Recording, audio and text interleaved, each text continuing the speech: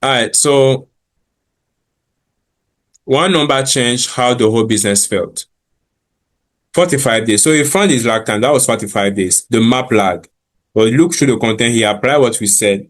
And then he found out, okay, this is what actually happened. So consistent between content pushes and booking spike. So you can see what causes or how long it takes for his content to work or to cause something in the market. So he also concluded with two cycles to smooth the pattern. So roughly 90 days of holding the baseline. So 45 days of doing great work, 45 days of doing whatever works it takes to make sure that things are moving, to not be a victim of the lag time affecting you. So it becomes a 90-day. So for 90 days, regardless of what happens, you are going at it back to back, back to back, back to back. So that becomes quarter after quarter.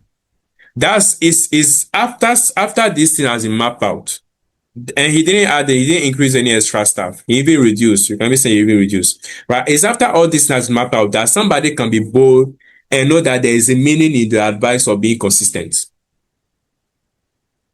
If this is not being told, if the person doesn't know this, if you tell them to be consistent, this great. It's great advice. They can wake up and post, but the lag will eat them out. Right? We push them out of the market. And you can see like there's a lot of space we push out of the market. All right, so what actually changed? So response to quiet stretches. Before, pause visibility. What did the coach do? It was he paused immediately visibility work. So when he sees that things are not moving, he just pauses. But now, what does it do? What's the right attitude? He holds the baseline steady. So whatever baseline decide to hold, regardless of season, that keeps on coming, regardless of what is happening. And then lag awareness, unmeasured, invisible. So before that was what's happening. He didn't know that there was any lag time. He was not measuring anything. So now what happens now? He is known now. It's 40 days and trusted. So he knows that, oh, this was actually happening. 45 days, I could have 45 days where it seems that whatever I'm doing is not really producing anything. I just need to have something doing and cross over that period. That's all. And then booking volume. I think sometimes one easy way to really understand is to look at rain, right? Rain and the weather. As much as sometimes we want to have sun, we want to have rain here and there.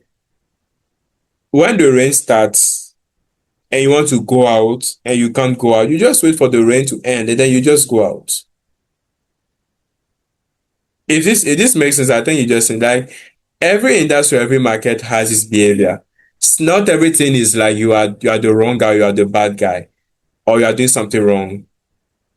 Every industry has its behavior or has its market. Or that's why those who have been around for a longer time seems to win in most markets because they've come to understand this subconsciously. Maybe they've not named it lag time or name it anything that we name it over here, but they know how the market behaves. They know what being consistent means for their markets.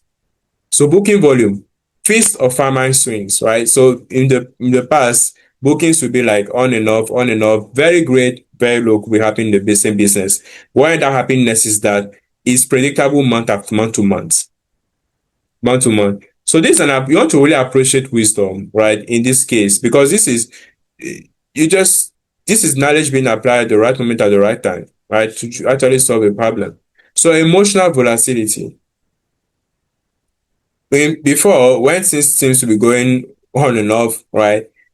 There used to be high quiet weeks read as failures, right? So the quiet weeks were read like, oh, I'm a failure. I'm not so much of a good coach. Maybe these other coaches are doing better than me. And all those things can be going through the mind of the coach, which may not be true, right? So emotions on the right after they are low, right? Quiet weeks are read as expected. So there is this calmness that has come into the person. And it's just beautiful to see.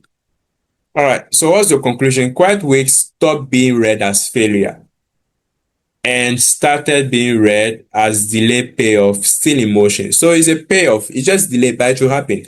It's inevitable.